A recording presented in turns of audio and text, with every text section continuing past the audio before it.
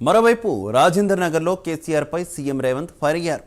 KCR car పనైపోయిందని, ఇక bus యాత్రను మొదలుపెట్టారని ఎద్దేవా చేశారు. కార్యకర్తలు కష్టపడి కారు గుర్తును ఖతం చేశారని విమర్శించారు. కేంద్రంలో ఉన్న మోదీ మనకు చేసిందేమీ లేదని, నమ్మో అంటే నమ్మించి మోసం చేయడమేనని రేవంత్ ఆరోపించారు. కులగణనతో బీసీలకు న్యాయం చేస్తామని, బీజేపీ బీఆర్ఎస్ రిజర్వేషన్లకు వ్యతిరేకమని సీఎం రేవంత్ అన్నారు. మీరు ఎవరికైతే ఓటేస్తారని వాళ్ళందరూ ఏకగ్రీవంగా రంజిత్ రెడ్డి సార్కు టికెట్ ఇవ్వు,